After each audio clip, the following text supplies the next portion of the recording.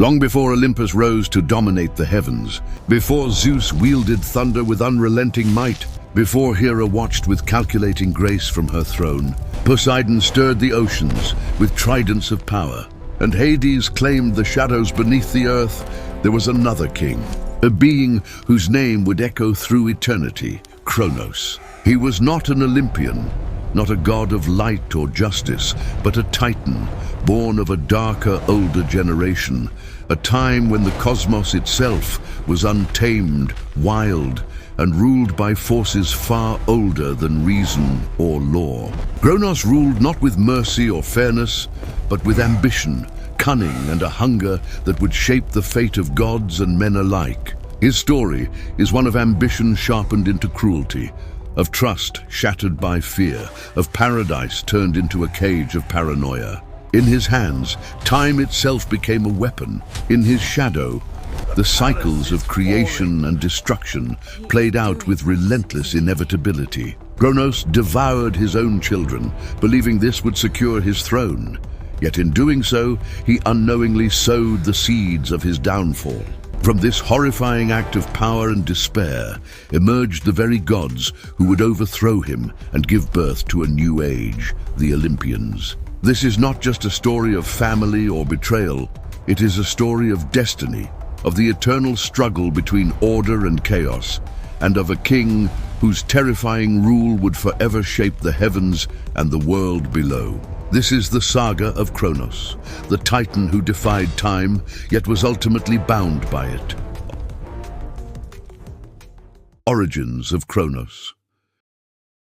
Kronos' birth came amid the primeval tension of the universe. Uranus, the limitless sky, and Gaia, the fertile earth, were primordial forces whose union produced the first generation of Titans. These beings embodied the very elements and laws of nature. Hyperion, the sun; Queos, intellect and inquiry; Oceanus, the encircling waters; Themis, divine law; Mnemosyne, memory; and Kronos, whose destiny would intertwine with power, fear, and prophecy. Yet Uranus, for all his grandeur, was cruel and fearful. He saw in his children not allies, but threats. His paranoia was most severe toward Gaia's monstrous offspring, the Cyclopes with their single blazing eye, and the Hecatoncheires, giants of immense strength, 50 heads and 100 hands each. Finding them grotesque and dangerous, he imprisoned them deep within Gaia, locking them away in the darkness of the earth. Gaia, racked with pain at their suffering, seethed with sorrow and rage. Every act of oppression fueled her determination to see Uranus overthrown.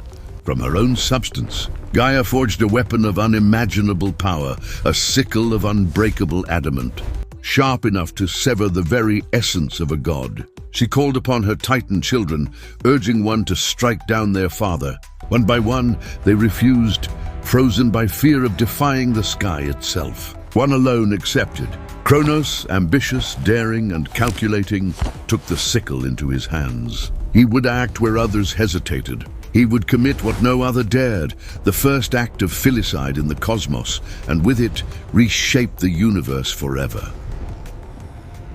The Castration of Uranus. The night of rebellion arrived. Uranus descended upon Gaia as he had countless times before. Kronos lay in ambush, hidden in the shadows. At Gaia's signal, he struck.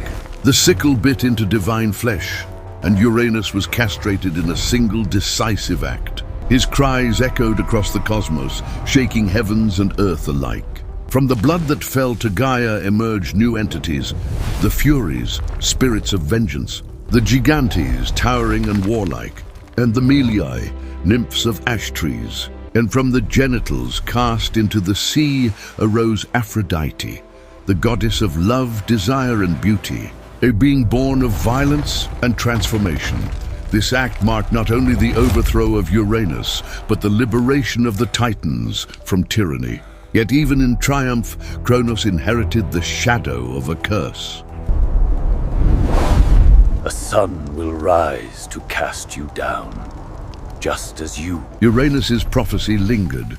The son who seized power by overthrowing his father would himself be cast down by one of his own. From that moment, fear became Kronos' constant companion, shaping every choice he would make. Appearance and symbolism.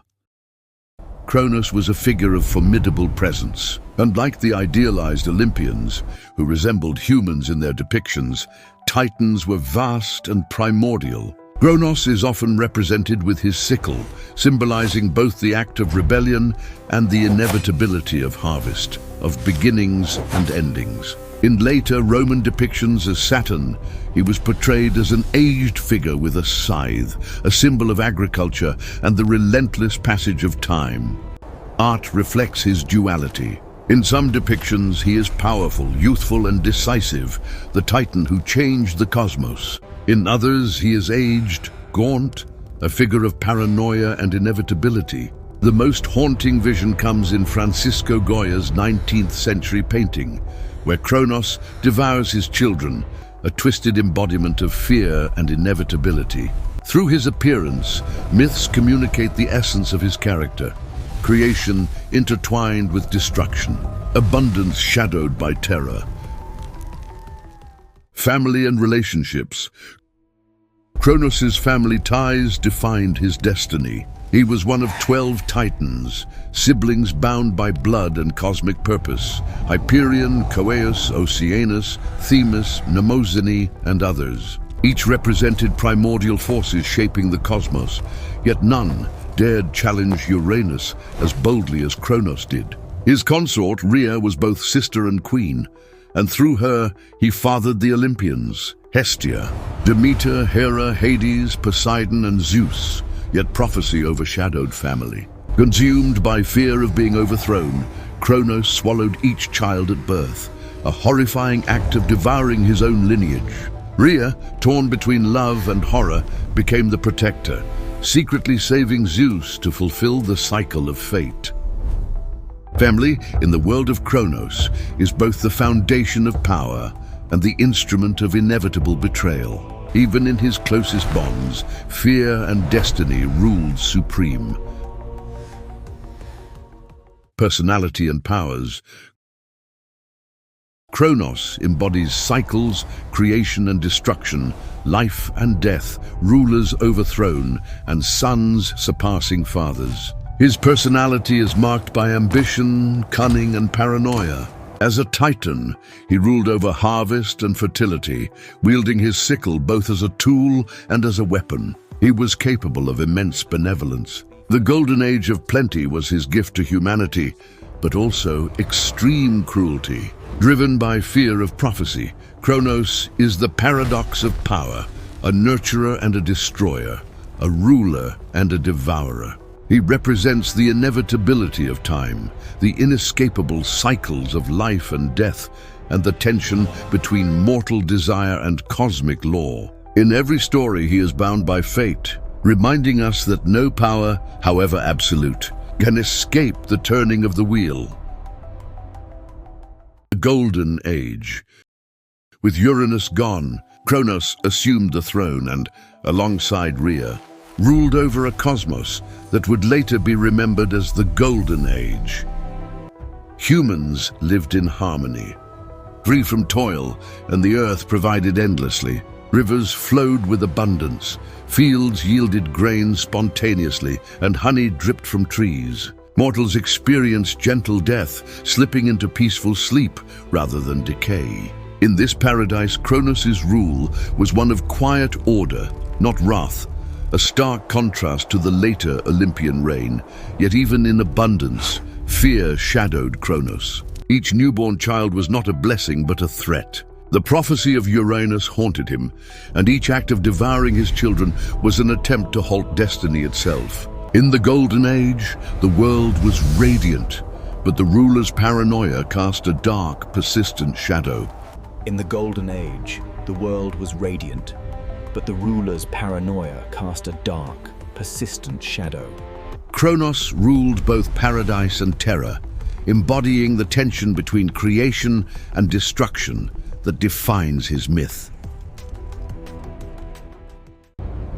The prophecy. The blood of your sons will rise against you. The prophecy that defined Kronos' reign was not just a warning. It was a shadow that hung over every action he took, shaping his rule with terror and inevitability. Long before his children were born, Uranus, the sky god and Kronos' father, had foreseen it. The youngest son would rise against him, toppling his power and rewriting the order of the cosmos. Kronos, hearing these chilling words, became obsessed, his mind consumed by fear and calculation. Every step he took, every decision he made, was dictated by the looming shadow of destiny. When his children were born, Kronos' solution was brutal. He swallowed them whole, hoping to snuff out the threat before it could grow. But with each act of devouring, the prophecy only tightened its grip. What he saw as control became a prison of his own making. This mythic warning illustrates a profound truth in Greek mythology. Destiny is an unyielding force, indifferent to fear, cruelty, or power. Even gods, mighty and immortal, cannot escape the threads woven by fate. Kronos' terror, cunning, and relentless violence were not just expressions of tyranny. They were the desperate measures of a being confronting the impossible. The prophecy set the stage for the rise of a new order, the birth of rebellion, and the eventual overthrow of the old generation. It reminds us that no matter how much one struggles against what is written, some truths cannot be avoided. In Kronos, we see the paradox of power. The more he tried to control his fate, the closer he came to fulfilling it, leaving behind a chilling lesson about fear, inevitability, and the cycles of time. Birth of Zeus. Rhea, weary and desperate, watched as Kronos devoured each of their children one by one. Every birth was a perilous event, a ticking clock of doom, as the prophecy loomed over their family like a shadow that could not be outrun. When Zeus was born, Rhea knew that hiding him was the only chance for the prophecy to be broken. Under the cover of night, she fled to the island of Crete, a place steeped in magic and guarded by the forces of nature. There, amidst mountains veiled in mist and caves carved by the earth itself, she placed her newborn son in the care of Gaia, the ever-watchful earth goddess, and a group of nurturing nymphs, tasked with raising him in secret. To deceive Kronos, Rhea wrapped a large stone in swaddling clothes, disguising it as the infant. When Kronos demanded to see his youngest child, she handed him the stone. Without hesitation, he swallowed it whole, believing the threat had been eliminated. Meanwhile, Zeus grew strong, nourished by the divine milk of the goat Amalthea, who fed him with a mixture of Earth's essence and celestial sustenance. In this hidden cradle of rebellion, Zeus learned the ways of the world, not merely through strength, but through cunning, patience, and wisdom. His growth was not only physical, it was a training in leadership, strategy, and the understanding of divine law, a preparation to challenge the very fate his father had tried to control. Zeus's preparation and gathering allies. The cosmos reveal their secrets. Heed the whispers of the ancients, Zeus. As Zeus matured, he was taught secrets unknown to mortal men or even most gods. He learned to read the patterns of the heavens, to hear the whispers of the earth, and to understand the hearts of beings both divine and mortal. He also came to know the stories of the Titans, the injustices of Kronos, and the suffering of his siblings swallowed into the Titan's stomach. This knowledge became the fire in Zeus's mind, the realization that his destiny was not only personal, but cosmic. To confront Kronos, Zeus needed allies. Guided by Gaia, he sought out the monstrous Cyclopes and the Hecatonchires, whom Kronos had imprisoned deep within Tartarus. Though monstrous in appearance, they were beings of immense power and loyalty, deeply resentful of Kronos' cruelty. The Cyclopes, masters of forging and stormcraft, gifted Zeus the thunderbolt, a weapon of unmatched destructive force, crackling with the raw fury of the heavens. Poseidon, destined to rule the seas, received the trident, capable of summoning storms and earthquakes. Hades was given the helm of darkness, allowing him to move unseen and strike without warning. These gifts were more than tools. They were symbols of unity between those wronged by Kronos and those who sought justice, binding together the forces of nature, sky, and death in a coalition that would challenge the old order. The overthrow of Kronos. With his newfound power and allies, Zeus returned to confront his father. But the Titanomachy, the great war between Titans and Olympians, was not a simple battle of brute force. It was a clash of eras, a war between two fundamentally different visions of divinity. The Titans represented the old world, raw, primal, and immutable. The Olympians symbolized change, strategy, and adaptability. Mountains trembled as the two factions clashed, seas boiled under Poseidon's fury, and the sky itself roared with Zeus's lightning. Kronos, though a formidable combatant, had grown complacent in his rule. His paranoia had made him cruel, but also inflexible. He underestimated the cunning and coordination of his children, who fought not only for vengeance, but for the creation of a new world order. Battles raged for 10 long years, each day marked by the shaking of the earth, the splitting of the seas, and the fire of the skies. Titans and Olympians fell in torrents of fury, alliances were tested, and the very fabric of existence trembled under the weight of divine war. The release of the Olympians. A pivotal moment came when Zeus forced Kronos to disgorge his swallowed children. One by one, Hestia, Demeter, Hera, Hades, and Poseidon emerged fully grown, empowered by the magic of the earth and the wisdom they had gained in their father's stomach. This act of liberation was more than physical. It was a symbolic reclaiming of life, destiny, and freedom. Each Olympian brought their own strengths to the battlefield, their combined power tipping the scales against the Titans. This moment also revealed a deeper philosophical truth. Kronos, in trying to prevent the prophecy, inadvertently ensured it. His act of consuming his children had preserved them, making them invincible in ways he could never anticipate. Herein lies the eternal tension in the myths of Kronos. Every attempt to control destiny leads to the very outcome one fears. The Titanomachy intensified. The war escalated to unimaginable levels. Atlas, burdened with strength unmatched by mortals, faced off against the combined forces of Poseidon and Zeus, his rage echoing across mountains. Hyperion, lord of the sun, clashed with Apollo in a battle that seared the heavens themselves. Every Titan and Olympian faced their counterpart in a struggle of cosmic proportions. Earthquakes tore open chasms. Volcanic eruptions reshaped landscapes, and storms reshuffled the seas. Yet amid the chaos, the Olympians' strategy and unity prevailed. Zeus's lightning became a symbol of coordination and foresight.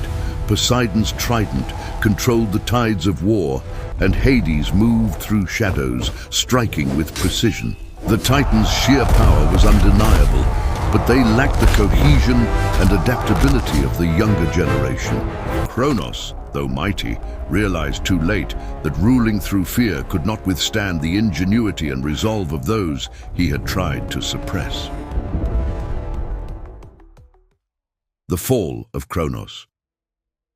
Finally, after 10 years of relentless combat, the Titans were defeated. Kronos, along with the most rebellious of his peers, was cast into the depths of Tartarus, a prison of unending darkness and torment, guarded by the Hecatonchires. Others were bound or exiled, stripped of dominion over the cosmos. Zeus, now supreme, established the Olympian order, creating a new world governed by law, balance, and hierarchy. But Kronos' legacy did not vanish. Even in imprisonment, he remained a force to be reckoned with, a reminder that time, inevitability, and cycles of rise and fall are eternal. His story persisted, In the beginning, whispered in there the was only myths, chaos. celebrated in festivals, Then came and Gaia and immortalized in Uranus and their art. son. He became the symbol of time, of inevitability, of the destructive and generative powers that underlie the universe. The symbolism of Kronos. Kronos' story is not merely a tale of family tragedy or divine struggle. It's a metaphor for the natural cycles of life and death, power and vulnerability. He embodies the tension between ambition and fear, creation and destruction. The devouring of his children represents the inescapable passage of time, the way all things are consumed and replaced. Yet paradoxically, this very act creates new life, allowing the Olympians to rise and reshape the world. In art, Kronos is depicted with both terror and dignity. In mythology, he teaches that absolute power carries consequences, and that attempts to control destiny often bind one more tightly to it. Through festivals like Saturnalia, he is remembered as a figure of both reverence and caution, a god whose rule was both golden and monstrous, whose story continues to echo through history. The philosophical legacy. Beyond mythology, Kronos represents a universal concept, the inevitability of change and the cycles of existence. He is the embodiment of time, the force that spares no one, not even gods. His rise, reign and fall mirror the rise and fall of civilizations, leaders and empires. In him we see that even divine beings are subject to destiny, that fear can lead to destruction, and that every end contains the seed of a new beginning. Kronos reminds us that history is cyclical, that power is temporary, and that creation and destruction are inseparable. His tale is both a warning and a reflection of the human condition, a myth that resonates with the rhythms of life, death, and renewal. Kronos' tale is a mirror of the universe itself, violent, fertile, and unyielding. A titan who rose by rebellion, clung to power through terror, and was ultimately undone by the very children he sought to destroy. Through him, we glimpse the paradox of divinity, the inevitability of time, and the eternal dance of fathers falling to sons. Kronos is not merely a god of the past, he is the cycle, the warning and the story that continues to shape myth to this day.